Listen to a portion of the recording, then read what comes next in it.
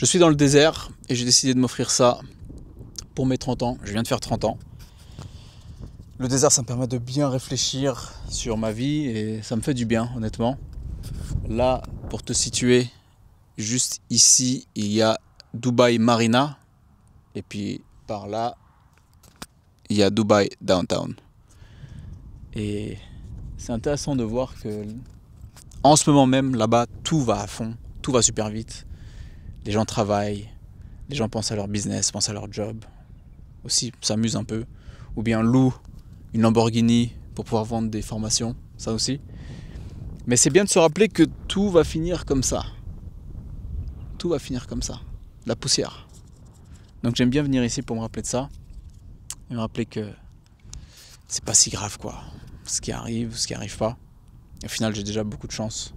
Donc pour récapituler un peu, je faisais mes vidéos sur YouTube. La dernière qui date d'il y a 3 ou 4 ans, en parlant des NFT.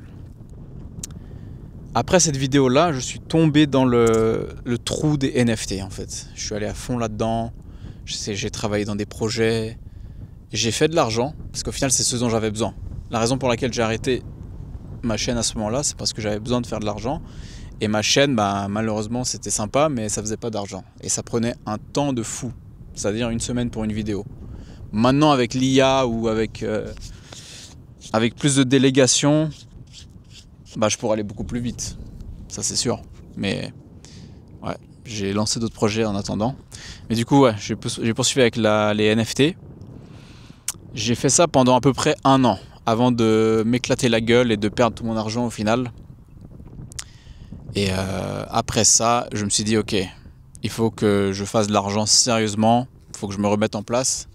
Du coup, j'ai trouvé un job qui était censé durer 3 mois, mais qui a duré qu'1 mois. Donc je me suis fait virer après 1 mois, pas parce que j'étais pas bon, mais parce qu'il n'y avait plus besoin de moi. Mais en même temps que j'avais ce job, j'ai quand même pensé, j'ai prévu le coup, j'ai pensé à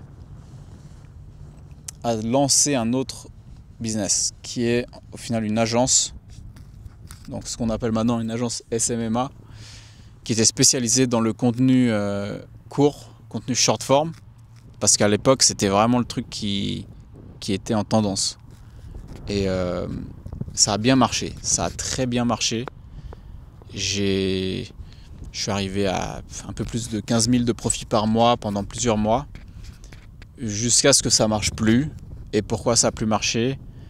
Parce que en fait, ça commençait à devenir un cauchemar à gérer, dans le sens où il fallait que je fasse beaucoup d'appels de vente et ça me faisait chier.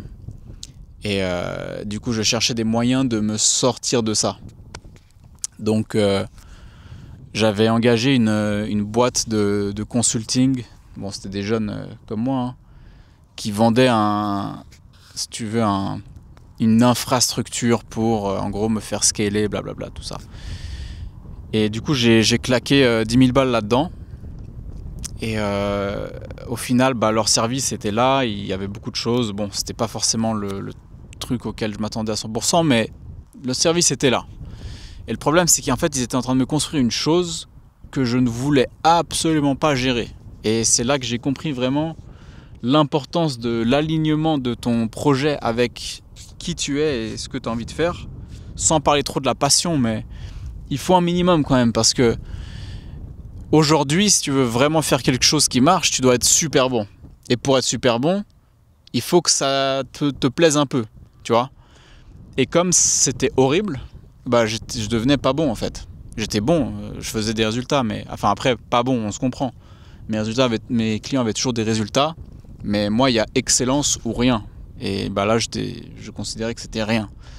Donc, après avoir claqué ces 10 000 balles, je commençais à cramer les dernières réserves de ma boîte. Et là, ça a commencé à être la galère. Je suis rentré dans 1 année ou 2 de galère totale. Non, un peu moins. Et en fait, j'ai changé ma stratégie. Je me suis dit, je vais pas essayer de juste signer un max de clients. Parce que je me suis dit qu'au final, avec une agence, chaque client ne bénéficie pas du fait que toi, tu as envie de signer plein de clients. Parce que plus tu ajoutes de clients, moins ton service il va être de haute qualité, étant donné que tu es limité par ton temps. Donc je me suis dit, je vais me concentrer sur peu de clients et faire le meilleur travail possible. Et c'est ce que j'ai fait. C'est ce que j'ai fait et ça a mieux marché.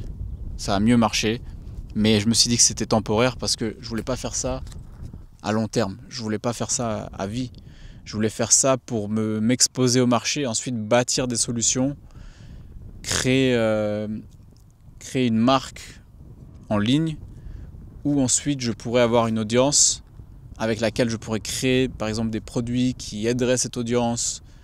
Et voilà, c'était ça mon objectif et c'est toujours mon objectif. Je suis toujours aligné là-dessus et c'est ce que je suis en train de faire aussi. Je le fais juste en anglais. Et puis voilà, ça c'est la suite. Et j'ai toujours essayé d'incorporer un peu de ces montages que je faisais où je parlais de livres ou de concepts liés au mindset ou à l'entrepreneuriat, au business. Et ça n'a pas forcément bien accroché. Et puis ça me faisait... En fait, j'ai eu pas mal d'hésitation et de regrets à continuer ma chaîne, à la reprendre, parce que je me suis dit ah ouais, c'était quand même bien, j'avais ma petite audience et ça plaisait, il y avait quand même de la valeur dans ce que je faisais et j'ai l'impression que si je prends du recul, c'est vraiment ça dont on a besoin, c'est la sensation d'être utile. C'est vraiment ça dont on a besoin pour se sentir bien tous les jours, la sensation d'être utile et puis d'être payé pour, comme ça on peut continuer de le faire tous les jours.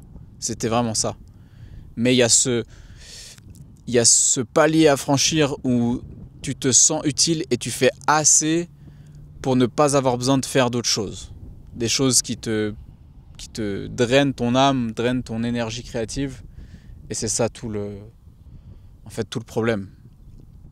Mais ça fait aussi partie de l'aventure. Hein, je veux dire, ça m'a apporté les compétences qui m'ont permis de monter cette agence pour ensuite travailler avec ses clients. Et puis voilà, donc ça c'est les news. Maintenant je continue. Donc j'ai une chaîne en anglais. Et je documente un peu le travail que j'ai fait avec mes clients, comment ça se passe. Globalement, j'aide d'autres gars à faire la même chose en fait. C'est tout simplement ça. Je résous mes problèmes. Ensuite, j'aide les autres à résoudre ces problèmes-là. Voilà. Et je le fais toujours avec le contenu. Là, le soleil va bientôt se coucher. C'est assez magnifique.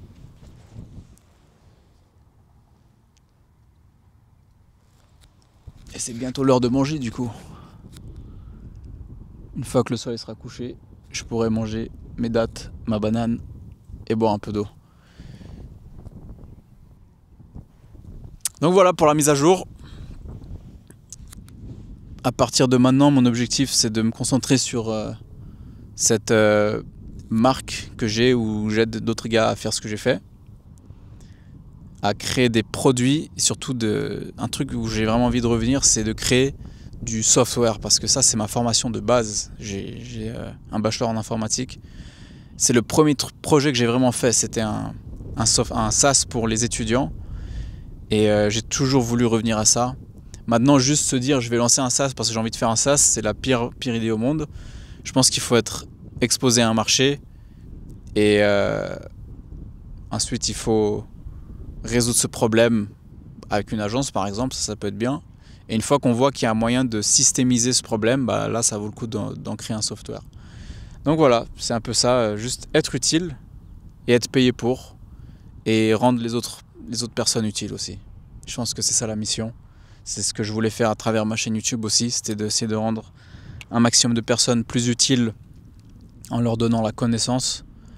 Et maintenant je le fais sous différentes manières, mais ça va toujours être ça. Ça va être utile, rendre les autres utiles, et puis continuer de faire ça. Et le faire avec style. Dans le désert par exemple. Donc voilà, merci pour ton temps. C'était Karim.